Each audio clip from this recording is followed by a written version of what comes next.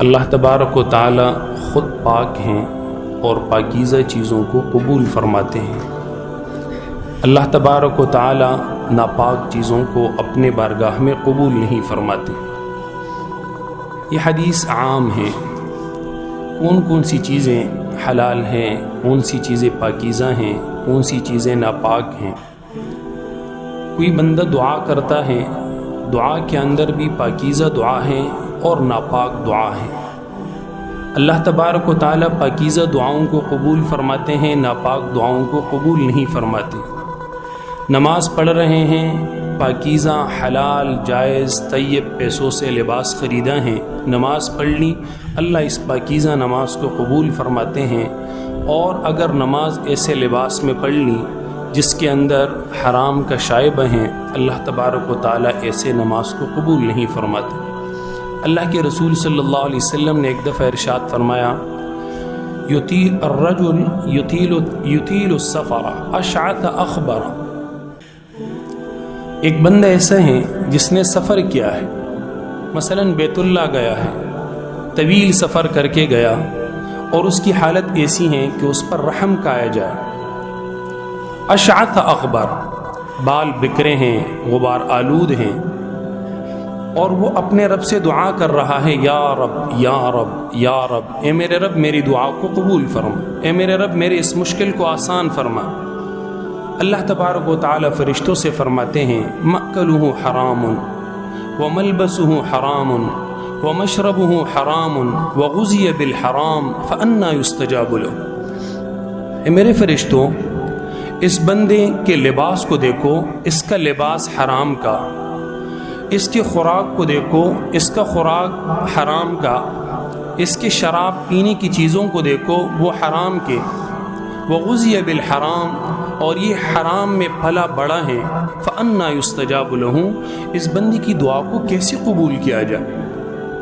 اللہ تبارک و تعالی اس پریشان حال کی دعا کو بھی قبول نہیں فرماتے کہ جس پر انسان تو رحم کا جائے، مگر اللہ فرماتے میں اس پہ رحم نہیں کروں۔ کوئی بھی بندہ آپ کے سامنے اس حالت میں آتا ہے، بال بکھرے ہیں، غبار آلود ہیں، سفر میں ہیں، آپ بھی اس پہ رحم کھا جاتے ہو، اللہ فرماتے میں اس پہ رحم نہیں کرتا۔ اسی لیے علماء فرماتے ہیں مشکل آئے تو دعاؤں کی طرف توجہ ضرور دیں، نمازیں ضرور بڑھائیں، مگر یہ دیکھیں کہ آپ کا کھانا پینا کہاں سے ہے، آپ کما کیسے رہے ہیں، آپ اس چیز پہ ذرا دھیان دیں۔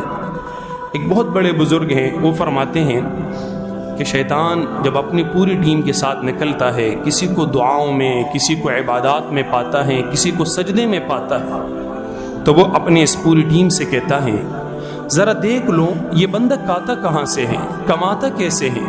اگر وہ کہہ دے کہ یہ بندہ کماتا حرام ہے، پیتا حرام ہے، لباس اس کا حرام کا ہے، ملازمت اس کی حرام کی ہے، شیطان کہتا ہے اس بندے کو اپنے حال پہ رہنے دو، یہ جتنی بھی نمازیں پڑھے یہ ہمارا کوئی نقصان نہیں کر سکتا، اپنا کوئی فائدہ نہیں کر سکتا، اس لیے کہ اللہ تبارک و تعالی اس کی منہ سے ایک دفعہ سبحان اللہ کو بھی قبول نہیں فرماتے۔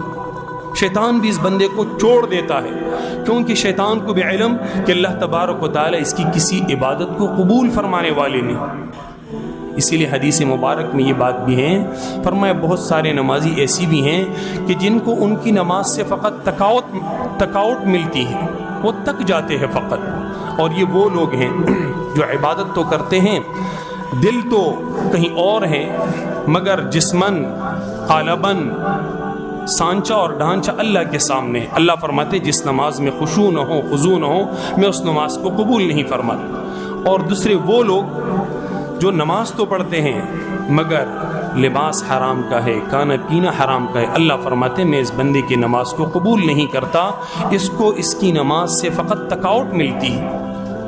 حدیث مبارک میں یہ بات بھی ہے، فرمایا جب کوئی بندہ حج کے ارادے سے نکلتا ہے، حرام کے پیسوں سے حج کرتا ہے، اور یہ بندہ کہتا ہے لبیک، اللہ تبارک و تعالی فرشتے سے کہتے ہیں کہہ دو اس بندے کو لا لبیک، تیری حاضری قبول نہیں، کیونکہ اس بندے نے حرام کما کر میرے گھر کا ارادہ کیا ہے، میں اگر اس پہ اب اس وقت اپنا قہر نازل نہیں کرتا تو کم از کم اس کی عبادت کو بھی قبول نہیں کر۔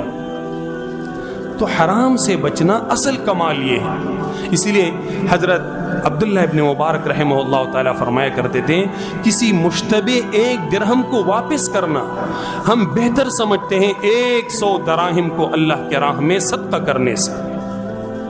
جو حرام ہے اس سے اپنی جان چھڑاؤ. اس کے بعد دیکھو عبادت میں کتنی حلاوت ہے, کتنی لذت ہے, قرآن کو اٹھانے میں کتنی لذت ہے, کتنی حلاوت ہے. اس کے بعد دیکھے تاریک راتوں میں, ٹھنڈی راتوں میں اٹھ کر اللہ سے مناجات کرنے میں کتنی لذت ہے. ان لذتوں سے ہم ناآشنا جو ہو چکے ہیں اپنی ہی کرتوتوں کی بنیاد پر, اور وہ اپنے کرتوت کیا ہے؟ حرام رات کو ہمیں اٹھنے نہیں دیتے, حرام رات کو ہمیں اٹھنے نہیں دیتا, حرام ہمیں سرگوشی کرنے نہیں دیتا, حرام ہمیں رب سے کلام پڑھنے میں حلاوت اور لذت ہمیں میسر نہیں ہونے دیتا. اسی لیے لازم ہے کہ ہم اپنے آپ کو حرام سے بچائیں.